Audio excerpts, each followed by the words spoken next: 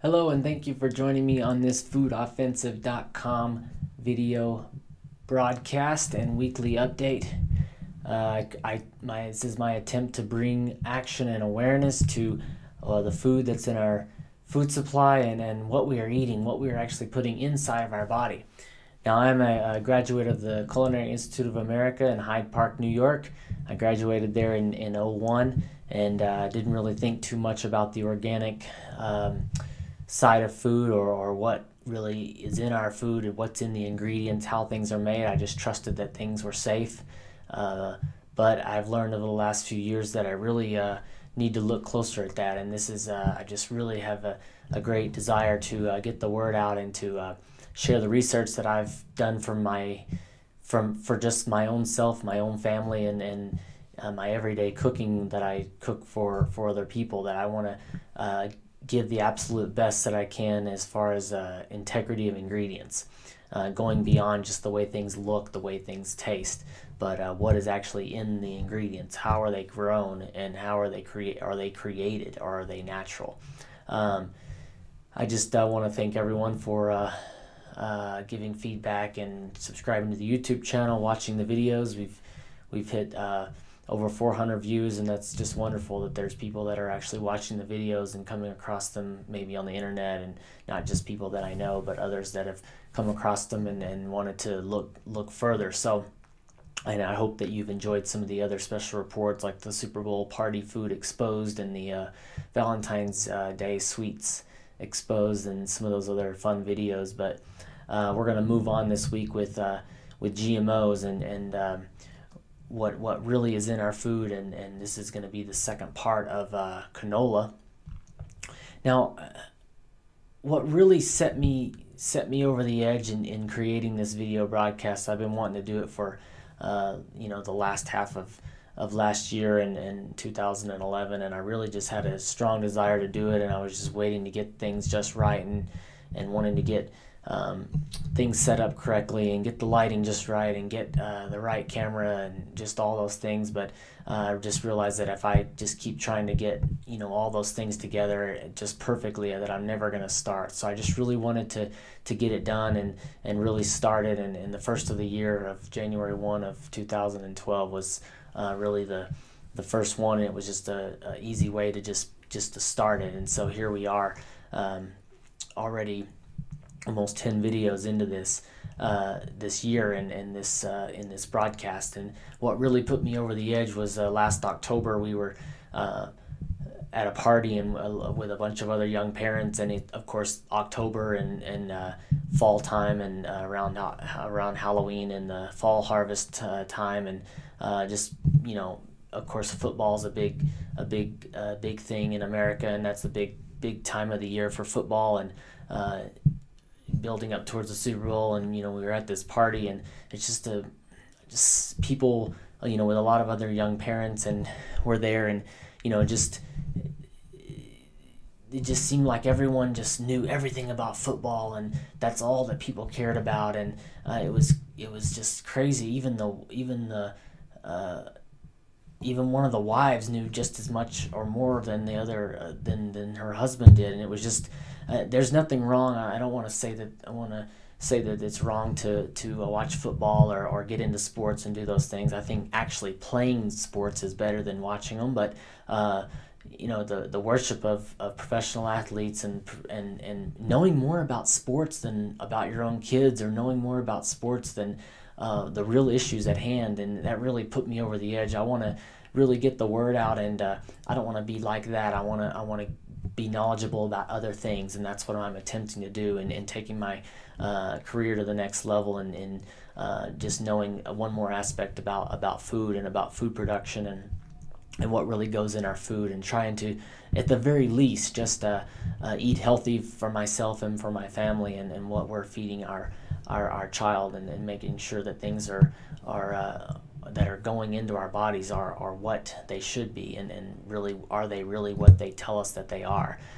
So I just wanted to put that out there. That's really what put me over the edge, and was like, I got to start this, because people are they know so much about football, but yet do they really know what's going on in the real world, and what's going on in our food? And what we're eating while we're watching those sports. So, and I hope you saw some of that in the Super Bowl Party Food Exposed, and some of that episode came from from that experience past October. But moving right along, we're going to move into this week's episode, and that's we're not really going to cover any top food news stories. I do that every now and then, but I want to really just spend time on the special report this week, and it's going to be the 7th installment already of a series of special reports on GMO. And these special reports that I've been doing have been several weeks, more than several, of the what, the where, the how, the why, and then what products are genetically modified. And it's not just plants, it's animals too. The effects on the environment, our health risks to ourselves, health risks to the environment around us, and then we're going to look at, coming up in some future episodes, how to read labels, what we can do also take action in part of that, and we've seen in other episodes that you can actually make a difference. Just one or more people can make a difference. So I'm finishing a 2-part series of GMO canola, and really just looking at canola, what it is in general, the history of it, products that are made with canola or have canola in them, and what are the risks involved in our health, and what are the like last week we looked at some of the myths surrounding it, despite what the Canola Council will tell you. And then also we're going to finish up this week with a video clip from a documentary.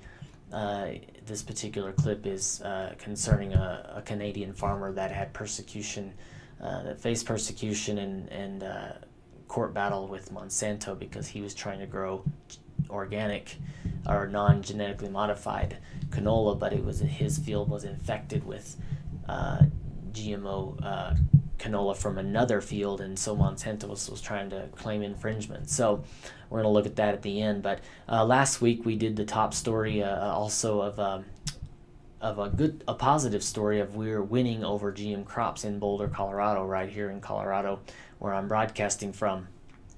And then we also did the special report of canola part 1, and we're doing the second part of that this week. There's no current news this week, like I said, but you can follow us on Twitter and Facebook and the website and see some news articles as when I'm on the go or whatever, when I'm in between working or producing these videos, and I see an article and I want to put them up. So I just post that up, and you can follow that on our sites and different social media outlets. Now on to this week's special report. In this week's special report, it's canola oil, GMO canola, and the first article I want to look at is canola oil is a classic example of food fraud. This is from naturalnews.com. And then and look at those different items. So first of all, before I move on there, what is GMO? As I look at each week what GMO stands for, and that's a genetically modified organism. It's sometimes also seen as genetically engineered organism, and basically it's an organism whose genetic material has been altered using genetic engineering techniques, splicing genes, putting genes from one insect or other plant in, or viruses even, or bacteria into the plant, injecting it in there, and it's growing. Maybe it grows like corn grows in pesticide inside. It grows its own pesticide, so there's some dangers in that when we consume that same product. So going on to that article that I just referred to, canola oil is a classic example of food fraud. It's in naturalnews.com. Paul Fosso is writing this article for Natural News back in 2010. It's only a couple years old.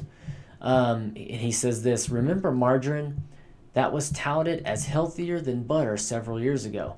Though many have since caught on to that lie, it still persists somewhat. Margarine is as healthy as melted plastic, he says, but it sure is cheap to produce. That was then, this is now. Could canola oil's health claims compare with margarine's fraud? There is evidence to support health food fraud with canola oil. Not buying it by the bottle is easy enough, but it appears in many prepared or processed foods, even those in health food stores. Yep. Because of canola's marketing itself as a healthy option, it is recommended by many health food experts. Meanwhile, the health food industry sells and uses it as a healthy alternative despite growing evidence of toxic dangers. And the article goes on to say, canola is a hybrid name that stands for Canadian oil, since it is grown, processed, and exported mainly from Canada.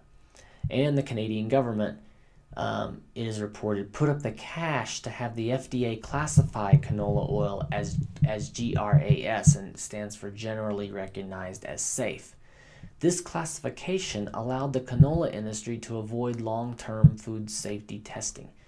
So once again, our government is allowing food to be given to us without any kind of long-term testing to see what the effects are going to be. And so basically we're the live test subjects. That's not good. Now, to go on with this article, the Canadian government subsidizes most of rapeseed planting and harvesting. Those plants are cheap, easy to grow, and a natural insect resistant. And canola oil is cheaper and easier to use for processed foods than the more expensive, healthier cold-pressed oils such as olive oil. Now, originally it was called Lear oil, L-E-A-R, and it stands for low erucic acid rapeseed, and that's what we looked at last week too. The article referred to it as that. It's a natural modified hybrid of rapeseed to remove most of its erucic acid, which is totally toxic. Rapeseed oil is so toxic that bugs and animals won't eat it. It was used in the first half of the 20th century as an industrial oil, so that name had to go completely. Hence, the final Canadian product became canola oil in 1988. That was a little history on that. And the article goes on to say, the rapeseed plant was genetically modified further to withstand heavy doses of the Monsanto's weed-killing herbicide Roundup. You know, we looked at that in the past episodes, the Roundup Ready crops and the corn and the things like that. It goes on, Roundup itself is not exactly safe for humans and animals either. So the use of a toxin to support a genetically modified plant makes for a dangerous combination. So the article has a little more to it. You can read it on naturalnews.com. And of course, the link, as always, is below this video if you're watching this on YouTube. Now, going on to some of the utilization of canola, of the rapeseed oil. And this is from GMOcompass.org, GMO-compass.org. I've gotten some information off of this for previous videos, and it's a European site, and it has some different, basically all about GMO crops and talking about what they're used for, how they're resistant, and things like that. So you can look more in detail if you're not sure about a certain product or a certain crop. And it says on GMO Compass, it says various foodstuffs are produced either directly or indirectly from rapeseed. Rapeseed oil from the seeds is processed to cooking oil and is used mainly in margarines. Rapeseed honey contains the pollen taken up by bees when collecting the nectar. And this is a big one. Bee-transferred GM rapeseed genes, as well as all other genes, can be detected in honey. So that's the problem. You know, we looked at, I think it looked at a few weeks ago about the honeybees being killed off because they're taking, you know, pollen and things from these genetically modified plants, and it's harming the bees as well. So, and they're very important to our environment and pollination. It goes on, byproducts of oil production also. There's an oil cake remaining after pressing it, and it's used as animal feed. And then, of course, we eat those animals. And then also, it's an energy crop. Biodiesel in Europe is made exclusively from rapeseed oil. And in 2005, 2/3 of Germany's rapeseed harvest went towards production of biodiesel. And the rapeseed oil can be used as fuel directly, also in, of course, certain engines. But that's a little info from GMOcompass.org and or GMOcompass.com, and it just goes through various other things as well, many pages of documentation where it's grown and things like that. But before ending this show, we're going to look at a little video clip here that was in a documentary, and you'll see that title come up on the screen during the video. But it's about the Canadian farmer who has an infringement battle with Monsanto, And you can see that video right now. Companies have done is gone into those seed banks, find the seeds that aren't patented, and patent them. And as long as they're the first person at the patent office, they get the patent. It is estimated that Monsanto owns 11,000 patents. Why would corporations do this? Because then they can take the one seed they want to use to replace all these seeds, and it will own the marketplace.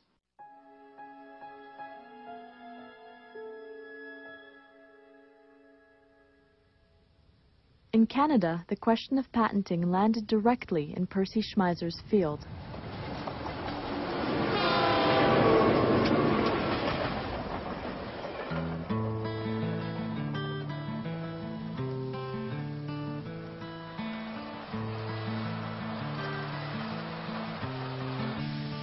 I've been farming for 53 years, and in those years I've grown mostly wheat, canola, oats, and peas. This field has had wheat, and the field behind me has canola in it, or rapeseed as it is known in Europe. When our grandparents came to this country, there was no such thing as chemical companies or seed companies, and they had to rely and develop their own seed, borrow seed from their neighbors, or bring it from Europe with them. Percy was known in this part of Canada as a seed developer and a seed saver. I would say that our best grains, our best seeds, have not been developed by research people or scientists. They have been developed by farmers. In 1997, Percy sprayed Monsanto's Roundup around the power poles and ditches as he had done for years. Some canola plants did not die. I thought initially that some of those plants didn't die because I had been spraying year after year after year with Roundup in the same area, and companies warn you you shouldn't spray every year because you could develop a resistance. Monsanto found out about it, and they went on my land that I farm without my knowledge, without my permission, and took plants or seeds and said some of that was Monsanto's Roundup Ready canola. In August the 6th of 1998, they launched a lawsuit against me. Monsanto claimed that Percy had illegally obtained their genetically modified canola without a license and had infringed on their patents. Patents historically have been for things like, I've used the example of a carburetor. Well, a carburetor doesn't get up one day and start replicating itself everywhere and introducing itself into your car so that all of a sudden you have somebody else's carburetor one morning and then you get sued for patent infringement. So that's the unique nature of this type of technology, that once you've unleashed it into the environment, uncontrolled and unconfined, it will spread everywhere. Because my land is on the east side of the road, the main road, the prevailing winds here are from the west. So it would be natural for the canola that blew off of trucks to land in the field here.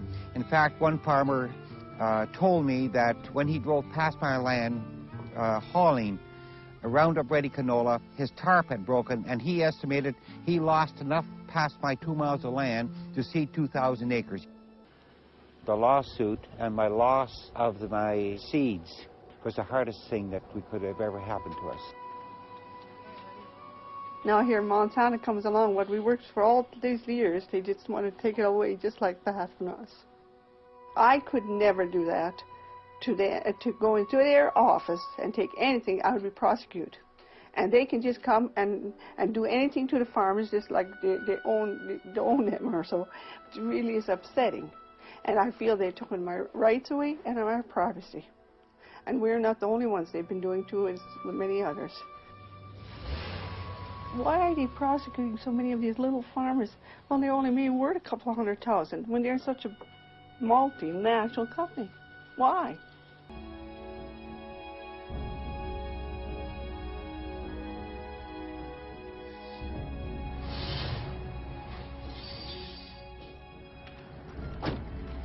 Eventually, my case went to court after 2.5 years, and Monsanto dragged me through those courts in pre-trial. They did everything to break me, and basically took all of our retirement funds, because just my lawyer fees alone, up to date, have been around $200,000. Monsanto ready to wage war Schmeizer's case opened the door for Monsanto to pursue other patent breaches. A lot of people have asked me why I didn't just settle. I probably could have settled for maybe a slap on the wrist or maybe a few $1,000s fine. But what I did was talk it over with my wife and said, look, they destroyed our seed, everything we've worked for in the last 50 years.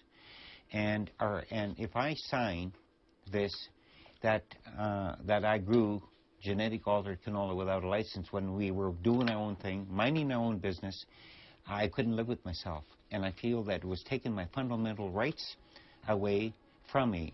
My grandparents left a system like that way back turn of the century to get away from control and a feudal type system. Are we going to want to go back to that? And we said no. We'll fight it and stand up for what we believe in.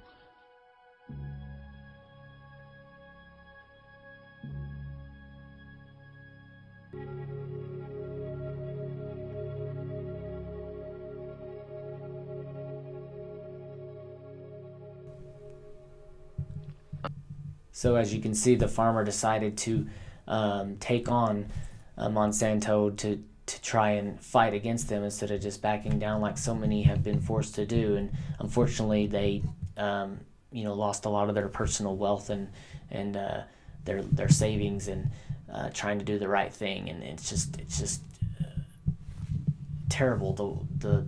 Our farmers have a hard enough time as it is, getting the price that they need for farming and the hard work that goes into it. But to have a multinational,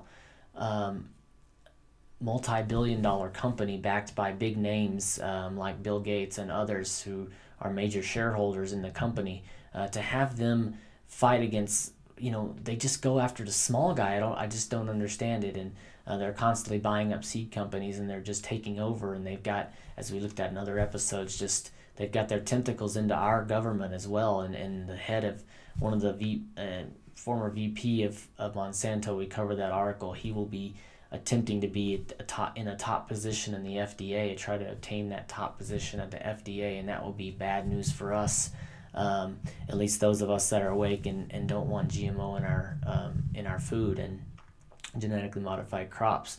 They're going to have their hand in every form of our food supply, and that's why I want to kind of counteract that and try to get the word out here.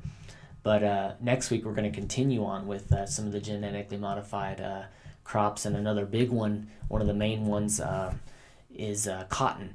It's a huge one, of course. Cotton, our clothes and things like that, but it's made in some of these other countries, in poorer countries, and there's been the workers that have worked in the field have had a hard time working, have gotten rashes and all kinds of terrible things happen, and it's caused great problems in India, and we're going to look at that and what I mean by that next week. You will see that. But that concludes this week's broadcast of GMO Canola Part 2, and I just thank you for joining me. And the podcast, you can see that up on iTunes. You can look at the episodes there, audio only versions as well, so you can listen while you're on the go and you don't have to watch video while you're driving. I would not recommend that, but you can do the audio version only. That's why I've had provided those for you.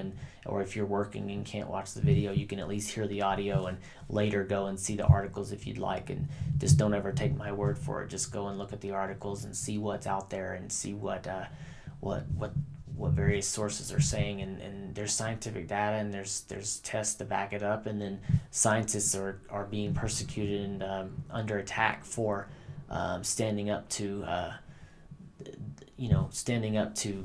what these things are really doing and really showing the truth about them. So we'll be posting headlines and documents on the website as well, and with a document section to come, and we're going to be hopefully getting some t-shirts made and getting those out and getting some various designs going. You can support the site that way and hopefully help maintain the cost of doing this and the time that it takes. If you would like to be involved in helping, feel free to send me an email, or if there's something you want to see covered or something that I missed or something that I got wrong, please inform me of that. Show tips at foodoffensive.com or foodoffensive@gmail.com, or always on the Food Food Offensive community site on Facebook. You can like us on there and spread the word around. I appreciate those that have done that already. And once again, thank you for joining me on this foodoffensive.com weekly broadcast. And this is coming at you from the front lines of our food supply. Thank you for joining me.